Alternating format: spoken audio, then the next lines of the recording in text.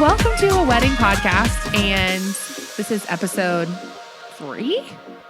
Maybe. I don't know. It is. I think Is it 3? Be. Okay. Yeah. Well, you just never know when you're going to post or when you're going to, So this is episode 3. And honestly, just like a brief recap, we just had our first guest on our first podcast. And we are just so excited because I think what makes it fun for us is how excited Tanya was to be on the podcast. That was it. The energy was pretty wild. I mean, she walked into the room and she was like, guys, I'm so excited. I'm so ready. And I gave her some tips and tricks, some tips to say, hey, I'm going to ask you this or whatever. And she was so prepared. And so if you didn't listen, this is a good time to go back after this one and listen, because she did give some really good tips and tricks about your graphic design and your printable items for your wedding. So yeah. And that she had a lot of tips. So she did tips that will save you money. And she earned the nickname Tip Tanya. Tanya. That's so funny. But I do think, hopefully we can talk to her again. And it was really fun. So for this episode, Steffen and I probably kind of both wanted to talk about this, but I am going to take all of the credit for the name. You get it. And it is, holy crap, I just got engaged. What do I do? Because I think that's one of the craziest questions I get asked all the time, not just as an event coordinator, but as somebody that, people know is involved in the wedding industry. Yeah. Do you too? Yeah. I mean, I get it too as a photographer, but I can see as a planner, you would definitely get it a lot more. It is so hard because I do think it's an exciting time. You just got a beautiful ring on your finger. You're so excited to marry the person that you're in love with, but nobody really knows what the first steps are. Am I supposed to call and book my cake? I know that I want to have a black and gray wedding, or and nobody really knows the proper, order, I guess. But this is just our opinion on an order. I'm sure the knot is 3 years in advance, you're supposed to have your perfect date and then you're supposed to, I'm sure their order is completely different, but. And I feel like that is something that causes a lot of confusion and frustration. Yes. Because between all the publications that are out there, they all have their own way of doing things. Yes. And I feel like because I've seen a lot of questions ask your photographer, and none of them, except for maybe one, applies to what we really do as wedding photographers. Yeah. It's what settings do you use when it's nighttime? Nobody cares as long as I get the picture that looks good. So that's not a question that needs to be asked. Best part about that question, though, is how would they know what the right or wrong answer was? I'd be the night setting. I don't know. Well, that cracks me up. So I feel for planning, it's very similar. And that it'll cause a lot of questions. Yeah. And I feel all those questions, all that frustration, it starts to weigh down on you. And I think you get to the point, holy crap. I'm engaged. What do I do? And my first tip, my first step, and I'm just going to put this out there, and this is probably not what people are going to think I'm going to say, but my first step is soak it all in and enjoy it. You just got engaged. Yes. And I guess I shouldn't say this is the only time that'll happen in your life, but this is a big time of your life. So take your friends and family, enjoy it, soak it all up, calm down. You don't have to book your wedding day within 5 minutes of getting engaged. So just chill, soak it all in, take some Instagram pictures, show off that beautiful ring that you just got, just calm down. Because there is a long road ahead. Not that that's a negative thing. It's just, it's wedding planning is a full-time job in itself. It is treacherous. so taking a moment to enjoy this time that you're engaged, absolutely. And so that is my biggest thing. Don't feel I think a lot of people think oh, I have this ring, and though I'm so excited to have it, it just puts more work on me, which eventually it will. But until then, enjoy. Yes. My second, and again, Steffen and I didn't talk about these beforehand, so these are new to him as well, but I'm just taking over at this point. My number 2 is decide where you want to have your ceremony and reception. And normally there's one that's more of a priority over the one. For me personally, I want to get married in the church that I grew up in.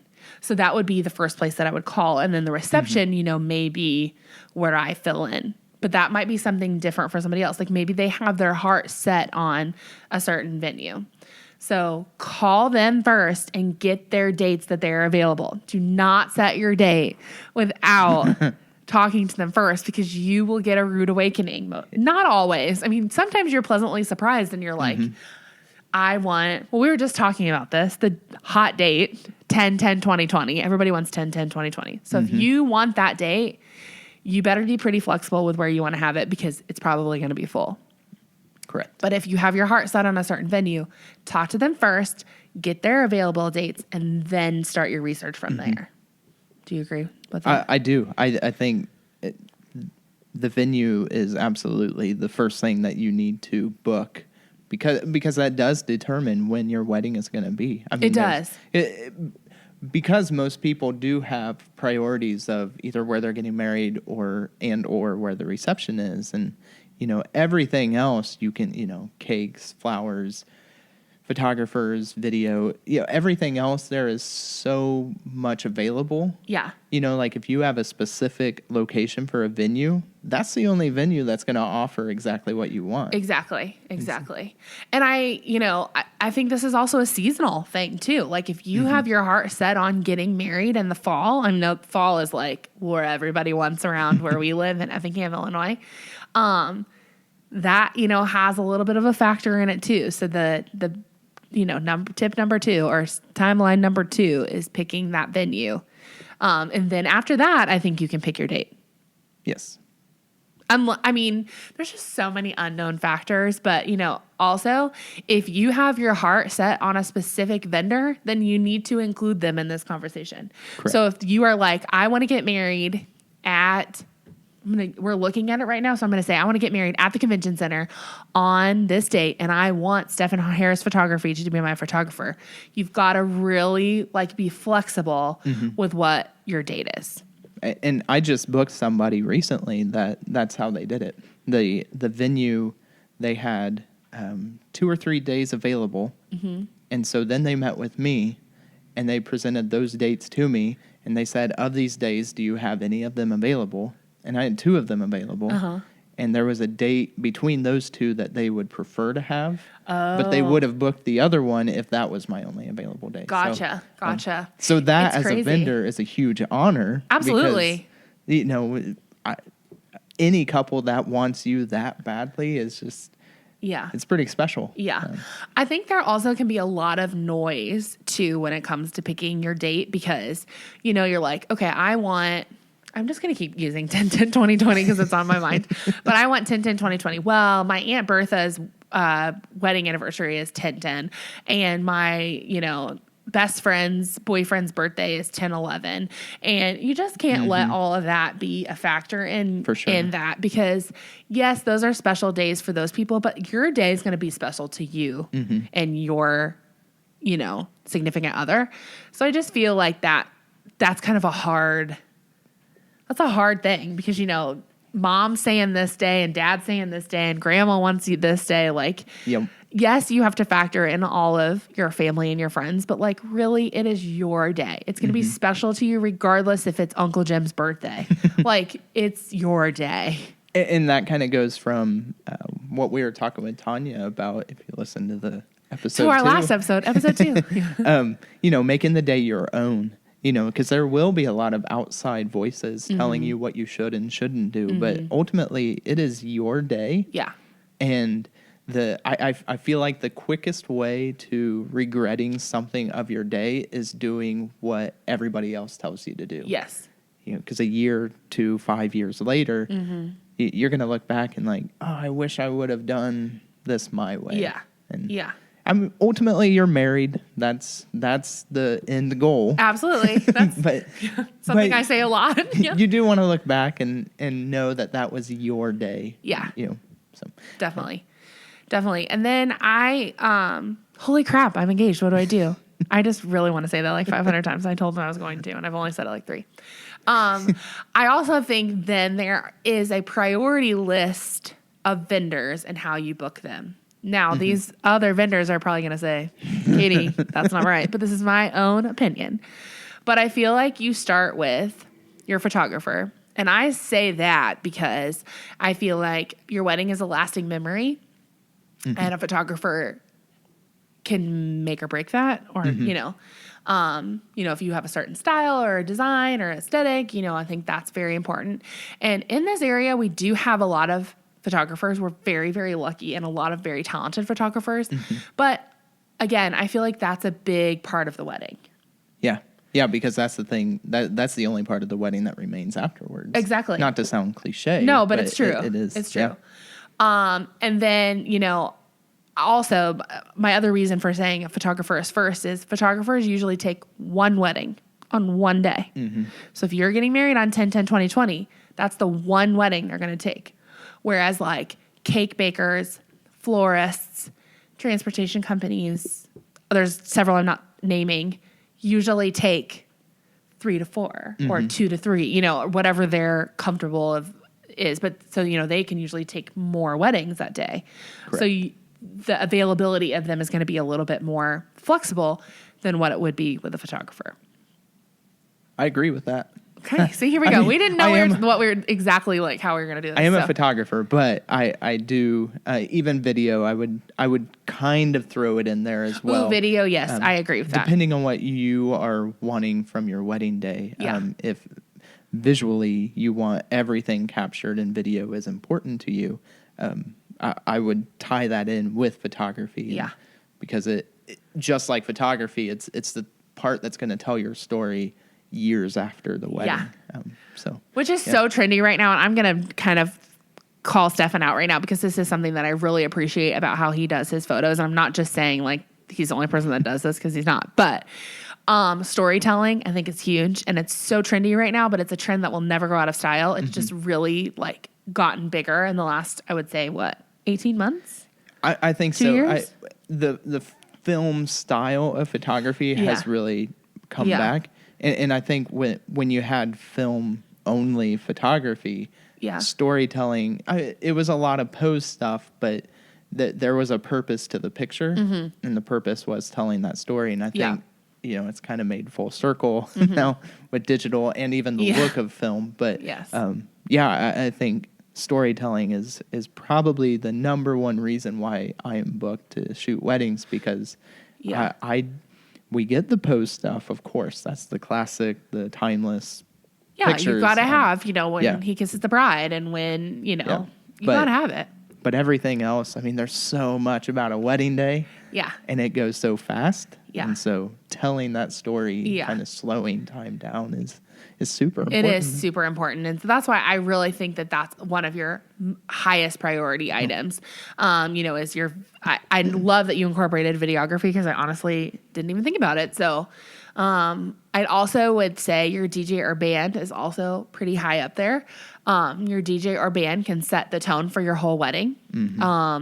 So, you know, I also feel like, you know, bands usually can only take one wedding. DJs usually can be a little bit more flexible. There's a lot of great DJs out there that have several, you know, DJs underneath their umbrella. But I do feel like that's another very important decision because, again, they set the tone. So if you want more of a party, if you want something more chill, if you want a DJ that talks a lot, you know, I think that's another important higher up vendor to book, I guess, higher in the timeline. Yeah, in terms of how much work is being done at the wedding, that's the whole second half of your wedding day. Yeah. Maybe even more if it's an outdoor wedding and they're doing the ceremony. Yeah. But they do a lot with the wedding day. And so, I think it's kind of funny. I say kind of my rule of thumb is more so with a DJ, a good DJ won't be remembered. But a bad DJ will. I've heard that before, and I love that. It's kind of unfortunate. It's so true. But I feel like it's like that with a lot of vendors, too. I mean, I think it's the same thing with a photographer.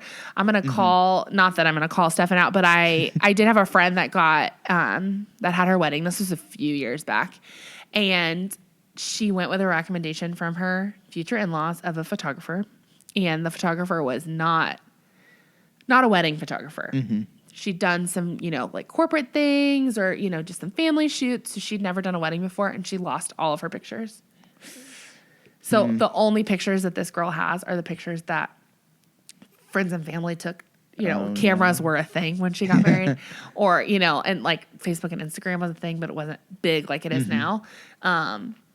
So I don't really remember where I was going with this, but I do feel like that's really, really important. And I think and this is something we'll get into when we talk about photography as a topic. Yeah. But coming soon. Something, not just the photographer, but every vendor of the day. My biggest piece of advice, and this even cuts me out of some of my own friends' weddings, but really think about what vendor you're going to use, because as a photographer, I don't hear this in other areas of weddings because I'm not involved with them, but as a photographer, I hear a lot, we have a family friend or a family member who has a nice camera. And I understand, but weddings are stressful and everybody handles stress differently.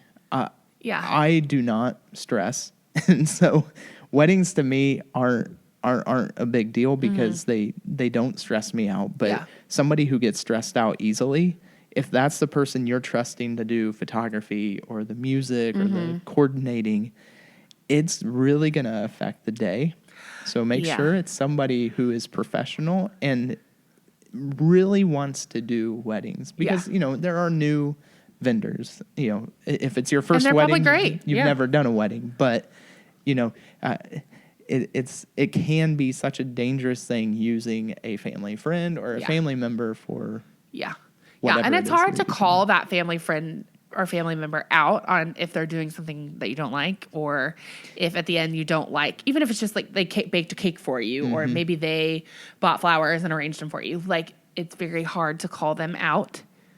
It's very uncomfortable. Whereas like if you're paying somebody, and you have a contract with them, you can be like, look, I don't have emotional ties to you. Exactly. So, holy crap, I just got engaged. What do I do? Those are my biggest tips. I also think, an important thing is to know you don't have to pick your design aesthetic and your colors and your dress and all of that so quickly after getting engaged, because I'm going to tell you, especially depending on what the timeline is of your engagement, you're going to change your mind. It happens. It's going to happen. So don't feel like those are decisions you have to make right away. Yes, maybe you're like, I really love flowers. That's great. And keep that in the back of your mind, but don't say that I have to have these specific flowers or these specific colors, because I'm going to tell you, you're going to find something else that you like better, or you're going to say, I like all these colors, and then you're going to see them together and be like, oh, this is not what I thought it was going to be. Holy crap, I just got engaged. What do I do? Don't spend hours on Pinterest. Yes. Close it. It is great. I love Pinterest. Yeah. I've gotten great recipes off of there. I've gotten great wedding inspiration off of there. But keep in mind, somebody else has already done that.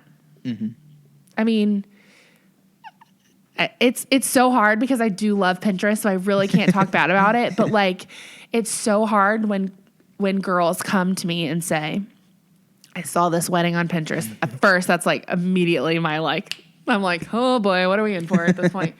But weddings on Pinterest are sort of unrealistic in some aspects. People spend thousands upon thousands of dollars on some of these weddings that are on there. Granted, there are some great money saving tips on there, budget tips, great places to get inspiration. But just be very, very careful. I feel like there's a very, very fine line there. Yeah. And from a photography perspective, a lot of these, and I'm sure this is the same with a lot of weddings you see on Pinterest, but a lot of photographs you see on Pinterest that look like they're during a wedding aren't actually during a wedding. Yeah, they're probably staged. Yeah. There was a lot of money, a lot of time, a lot of preparation that went into just getting that one shot. And so when you want a picture from behind the priest and getting the congregation behind you as you're kissing isn't going to happen, one, because photographers aren't allowed up there anyway. Yeah. Oh, I didn't even think about the rules. And two, that would be so distracting. Yeah. Nobody's going to be watching the kiss. Everybody's going to be watching the photographer who would have to be on a ladder to get that shot. Yes. So It's great for inspiration, but there's a difference Yes. between inspiration and copying, and it's trying to copy or mimic what you see on Pinterest that can be dangerous. Yeah, it really can. And I feel like something else to kind of note is, you know, those weddings are great and they're beautiful. But again, like I already said this actually, it's your own wedding. Like take that and make it your own. Oh, you like those wreaths on those doors? Perfect. Do the wreaths on the doors, but maybe you add flowers. Maybe you add a bow. Maybe you I don't know. I mean, I don't know what you're going for, but I just feel like you need to be very, very, very careful. I'm good friends with Shelby Dosenbrock, who owns Birkeland's, is a local florist, and I was asking her this question the other day, like flower walls. I don't know if you've seen a lot of flower walls. They first got big when Kim Kardashian and Kanye West got married. Behind them was like this beautiful, ginormous wall of white flowers. So now I see you see these staged pictures of all these people with these like walls and stuff like that. So I asked Shelby, I said, Shelby, realistically, if I came to you and said, I want a version of this, how much money would it cost? And she said, now I'm not saying that you can't do this like with fake flowers or something a little bit cheaper. I think there's always ways to do that. But she said, if you wanted exactly that, you're looking at, brace yourselves, ready? $40,000 to $50,000. I mean, and of course that's a big wall. Yeah. But like, I think that's something to keep in mind. Like these things you see on Pinterest can absolutely happen, but you need to have a big checkbook or you need to have a lot of creativity, which is great. You know, I'm sure you can do flower walls. I'm sure there's probably 18 pins on how to do a flower wall for $100 or whatever. But I just think that that's like a good perspective to know that the things you're seeing probably can't happen. Holy crap, I'm getting engaged. What do? Don't look at Pinterest. Yep. Or do, but just be realistic when you're doing it. Yeah. You know, something that I do encourage, and this is probably a little fine line for the Pinterest thing too, is I'm a fan of bridal magazines. Why? Because number one, they are full of information about not only like just weddings, but like wedding prep, wedding ideas, wedding perspective from people that have participated in weddings and the leading wedding experts in probably the world.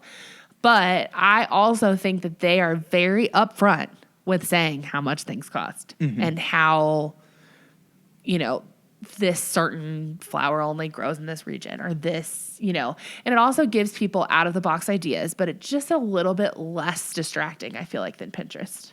I think something that's interesting with magazines in particular. So, as a business, if you want a graphic designer to make a logo, a lot of times they suggest, you know, send me your favorite colors, send me your favorite fonts, and then cut out, you know, go through magazines and find pictures of things that, you know, inspire you or grab your attention, and then they incorporate all that to make your logo. Now, your logo doesn't include a picture. Like a design board or inspiration board or something. Yeah. Yeah, which is what Pinterest is, Yes. but it's also dangerous. And this is where I think magazines can be beneficial in that regards, because it is a lot more work. I think Pinterest makes it too easy, and that's what makes it dangerous. But when you have to go through and really decide, it kind of goes back to like film photography. Is this really a picture worth taking? Because this one picture, like I only have 24 of these on my roll. Right. You know, so going through a magazine and you're cutting out to, you know, images to make a design board, you really have to think like, do I really like this? Right. You know, and so I say make a Pinterest board, but a physical, like an actual design board with cutouts from magazines or even printouts from Pinterest. Because if you print them out from Pinterest, your printer only has so much ink. So True. you're not gonna base your wedding off of the 20,000 pins that you have. True. That's a great tip. That's a great tip. Holy crap! I'm engaged. What do I do? Have I hit my limit yet? I'm gonna laugh every time you say it. I think another tip that I have is be careful with the knot and wedding wire. Again, I think they offer great services. I love that you can put your own wedding website up there. You can, send information to your guests from there, post like your hotel block and your, maybe your colors on there, fun stories about your bridal party. But the timelines that they give you on those websites make me sweat. They make me so nervous because it tells you have to book things so far in advance. And again, we live in a small town, so this is probably different for someplace like New York City or even Chicago. But around this area, it's just kind of unrealistic.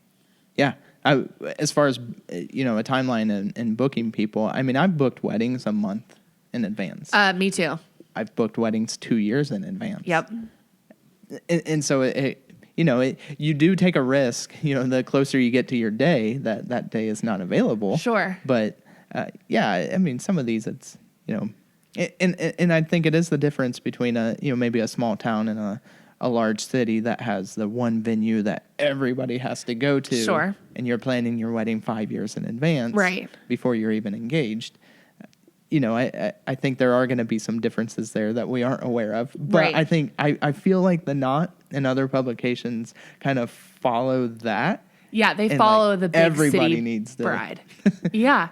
Well, because I know one thing, and I'm probably going to get the timing wrong, so people are probably going to call me out on this, but they're like, you have to book your honeymoon 14 months in advance. I'm like, 14 months? Like, some people aren't even engaged at 14 months before their wedding. I mean, and again, that might not be right, the exact timeline, but it just and I feel like that stresses brides out because they see that and they think, oh my gosh, look at this long list of things. Like, I got engaged 9 months before I get married. So does that mean I have to do the things from 10 months and before, I just think it's so stressful that you can use that again as inspiration or maybe for some tips, but don't feel like you have to look at that all the time and that you're behind if you don't have something booked.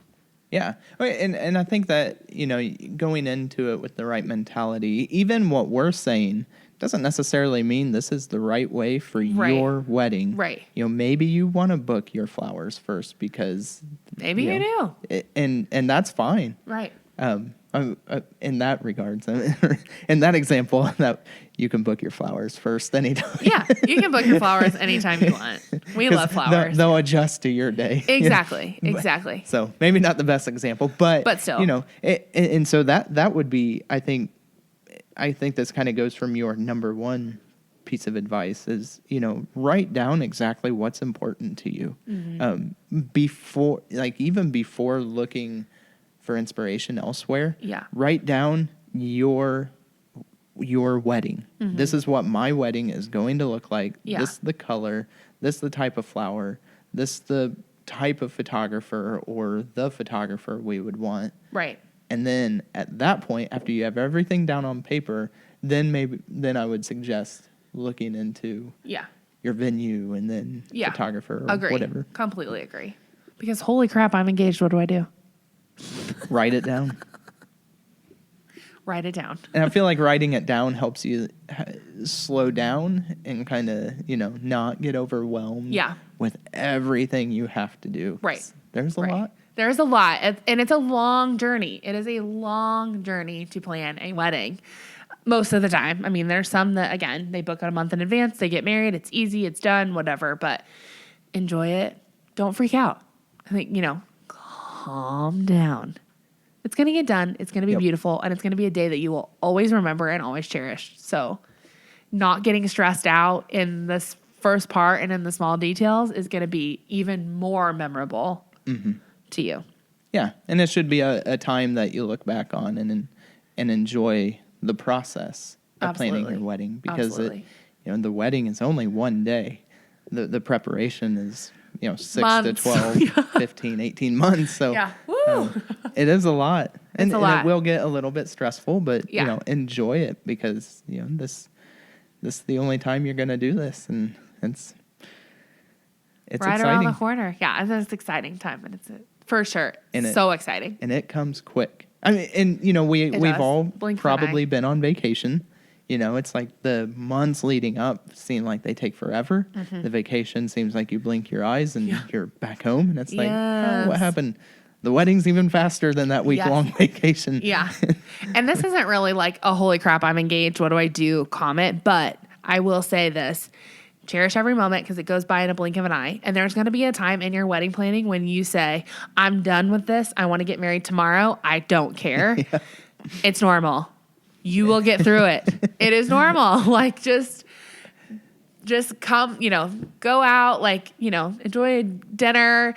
Don't think about it for a week and then come back to it and you'll start enjoying it again. But there will be a time you're going to hit the wall where you're just like, let's fly to Vegas. I'm done. Don't do it. Don't do it, but enjoy. Just take a break and come back to it. Yep. So, that's all I got.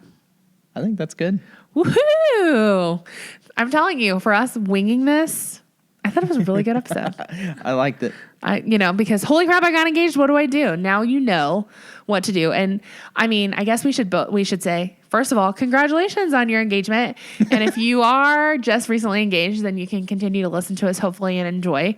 We are Katie and Steffen, a wedding podcast. And this is just a fun thing for us because we both deal with a lot of weddings. We love weddings and we feel like we have a lot of tips. So this is just the start of a fun journey. And how can they find us, Steffen? This is always your job because I can't ever remember. Right. I need to come with a kind of a breakdown of what everything is. Yeah, we need a list. Or you could put it here, or if we were really fancy, you could put it on the screen for those that are just listening and not watching. So we are on Spotify, iTunes, SoundCloud, Google Play, YouTube, and Facebook. Yay. And on Facebook, YouTube, A Wedding Podcast. On anything podcast, iTunes, Spotify, Google Play, SoundCloud, Katie and Steffen, A Wedding Podcast. Perfect. And I would say, keep watching our Facebook page and our Instagram page, which is just A Wedding Podcast, like he said. We love feedback. Of course, we've said this before. We would what did we call it? Constructive compliments. Constructive compliments we love. But also, give us a perspective of what you want to know. What do you want to hear? Who do you want us to interview? Absolutely. We're always down for suggestions. We have some fun ideas and some fun people coming up. We think. No, we do. So, we may already have them scheduled or maybe we haven't considered them. So definitely reach out. We can't guarantee anything, but, we love interaction. So definitely. And that's what this podcast is for. It is. It's, hopefully it's enjoyable, but it's also meant to be informative. So, if you are, engaged or even if you're not engaged, but you think you're getting close. Yeah. Send us some questions and, if we can't answer it, we'll find somebody to guess. Absolutely. Absolutely. And if maybe you're already married and you're listening to us and you're like, I don't really care about planning a wedding again. I'm done. But maybe you want to get some tips on after, marriage. Maybe it's counseling. Maybe it's financial. Maybe it's I don't know. There's so many things out there. So definitely continue to share with us and we will hopefully continue to bring great information and great tips for you to, just make it perfect. Maybe perfect's not the right word. Are any weddings perfect? That's a whole nother topic. They are. Oh, okay. You make them perfect. Oh, okay. That's another topic. I feel like we need to add that to the list. Mental state. Yes, mental state. Mental state. That's a very important. Okay. Well, everyone, thank you so much for tuning in and for listening. And we will be back, I don't know, soon with more content, more information. And thank you again just for all of your support. Steffen and I appreciate it. And we love doing this. So keep listening and we'll keep doing it. Bye.